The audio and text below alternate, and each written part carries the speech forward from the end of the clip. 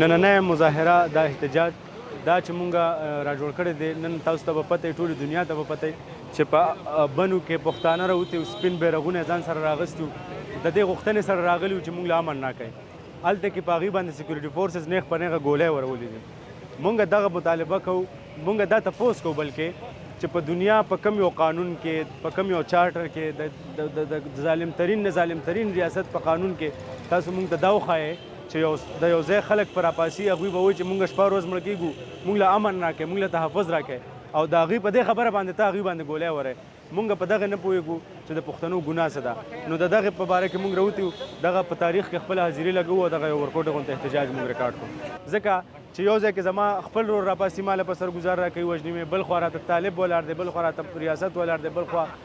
ریاستي او غیر ریاستي عناصرونه ګډ په شریکه ولاړ دي او د پښتنو ژوند ته د پښتنو وسایلو ته د پښتنو تعلیم ته د پښتنو روزګار ته د پښتنو بازار ته د پښتنو کور او قبر ته خطره ده موږ دغه غوښتنې لرو چې پښتانه په قلار پرېږدي پښتانه ژوند ته پرېږدي او امن ورکړي موږ په دغه سلسله کې دا احتجاج کوو هغې سره یکجهتي کوو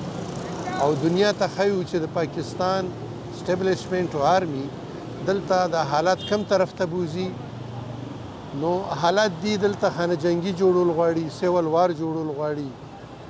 پښتونخوا ولس چې دی هغه د دې جنګونو د دې دهشتګردۍ خلاف دی د پاکستاني ریاست د جرنیلانو د دې پالیسۍ خلاف دی او په ټوله صوبه کې خلک راوتي دي او دلته دي د جنګ جوړول غواړي او موږ د جنګ خلاف یو موږ جنګ جوړولو ته پاکستاني ریاست په یو صورت نه پرېږدي دلته نن چې کوم خلک راوتي وو هغې عوام نه یوه غوښتنه وه هغه امن وه چې هغه ورکول د دې ریاست بنیادي ذمهداري ده نو په کار خو دا وه چې د دې عوامو دا اواز دی اکسپټ کړی وي دغه کړی وي خو بجای د دې په هغې باندې د ریاست د طرف نه بیا ډزې کېدل هغې کې بیا 25 کسان زخمي کېدل یو کس شهید کېدل نو د دې حوالې سره موږ د احتجاج نن دلته راغوستي او په کار دا وه چې دا احتجاجونه چې کوم دی دا به ورځ ته ورځه نور هم زیاتېږي ځکه چې ریاست دلته عوامو ته کوم د دې بنیادي حق دی تحفظ چې د ریاست ذمهداري ده هغې ورکولو کې ناکامه شوی دی د راوتي داسې وو چې بل ورځ په بنو کې په فوجي چوڼۍ باندې حمله شوې ده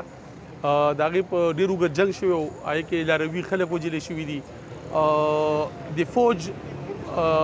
نن ولس راپاڅېدل او هغوی ورته وویل چې یاره موږ خپل علاقه کې امن غواړو ولس ډېر زیات راوتی و سپینو بیرغونو سره راوتی و ځوانان راوتی و سپین ږیري راوتی و زموږ عمر کې خلک راوتي و ماشومان راوتي و هغوی د امن نارې وهلې سټیډیم